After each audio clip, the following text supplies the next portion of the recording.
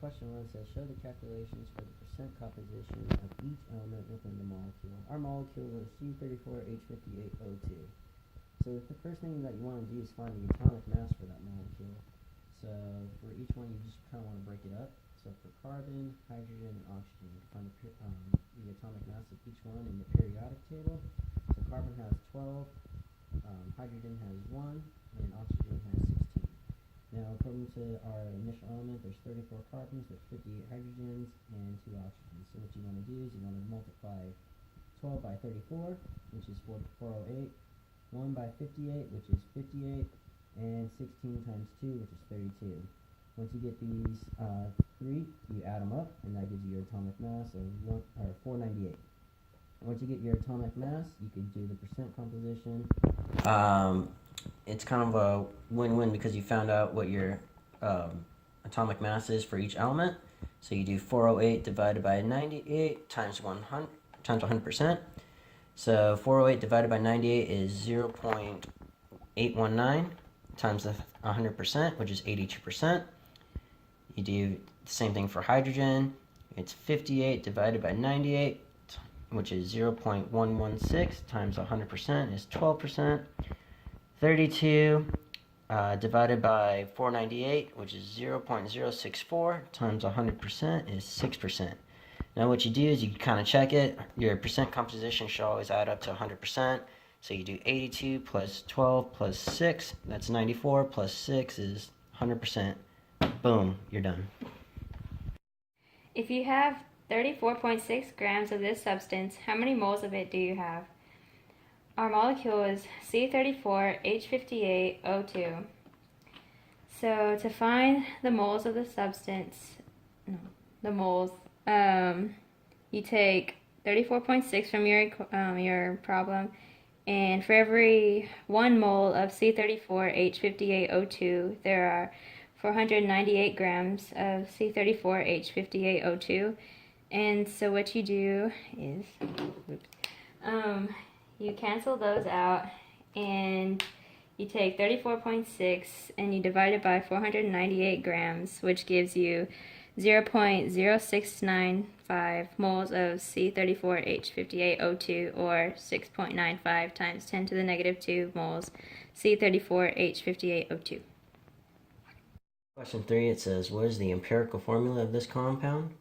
The definition of the empirical formula is a chemical formula that shows the kinds of atoms and their relative numbers in a substance in the smallest possible whole number ratios. So for our equation, ours was C34H58O2.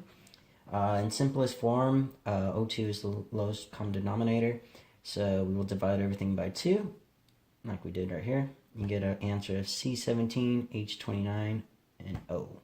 Can't simplify it any further than that, and that's the end of that. Question number 5, balance the equation of your molecule with O2. Our molecule is C34H58O2, and that's on our reactant side, and plus O2. And since it's a combustion reaction, the product will be CO2 plus H2O, and we need to balance the equation. So we put the ABCD, we have to do it algebraically, and to make things easy, we started off with 2, we plugged it into our algebraic equation, and for C, we ended up getting 68, so we plugged that in there, and to find B, we had to solve this, and then we ended up getting 95, and for D, we solved this equation and we got 58. And to check it, we added up all the C's, H's, and O's on each side, and we ended up getting the same thing on both sides, so that's how we know our answer is right. Alright, so question 6 and 7. Question 6 is, if you have 34.6 grams of your molecule with 19.6 grams of O2, how much CO2 and H2O will you generate? And question 7 is, which is the limiting reagent, your molecule or O2? We have which of the reactants remains? Alright, so for the equation, it came back from question 5, so we had 2 C34H58O2. We have 95 O2s, 68 CO2s, and 58 H2Os. So in the equation, it's asking for our molecule, which is, there was, according to this equation, there's 34.6 grams of C34H58O2, and we had 498 grams of that, and for every 1 mole. So that gave us a total of 0.064 moles of C34H58O2, and then it also asked for the O2s, and there was 19.6 grams provided, and there's 32 grams of O2 available, so that gave us a total of 0.6125 moles. So this is going to be the limiting reagent because O2 is bigger than C34H58O2. So that's your answer to question 7. Now what we do is plug these numbers in. So since this is going to be the limiting reagent, we have 0.692 moles of C34H58O2, and for every 2 moles of that, we have 95 moles of O2 that can be found in that equation. So that gave us a total of 3.287 moles of O2 available. And then we go down here and we start plugging in the numbers. So since we have X amount of O2, we plug that equation in. So it'll be 0.6125 moles of O2. For every 95 moles of O2, there is 68 moles of CO2, and that gave us a total of 0.438 moles of CO2. And then same thing on the bottom, we did 0.6125 moles of O2. For every 95 moles of O2, there's 58 moles of H2O, which gives us 374 moles of H2O. So what we did is we added those two numbers up. That gave us 0.8812. So we'll subtract that from our initial equation, which was, we had 3.287 moles available, and that gave us 2.475 remaining. And I think that's how you do this equation.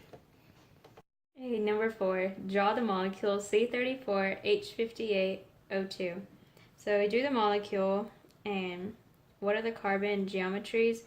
There are tetrahedral geometries and linear geometries. Number 8, how many sigma bonds and pi bonds does your molecule have? There are 93 sigma bonds and 6 pi bonds. And number 9, are there any polar bonds? Yes, there are 5 polar bonds. Are there any polar enough to be ionic? No, there are no ionic bonds in this molecule. Number 10, what is the hybridization of the carbons in this molecule? There are 29 sp3s, and there are 5 sps, so they're not all the same.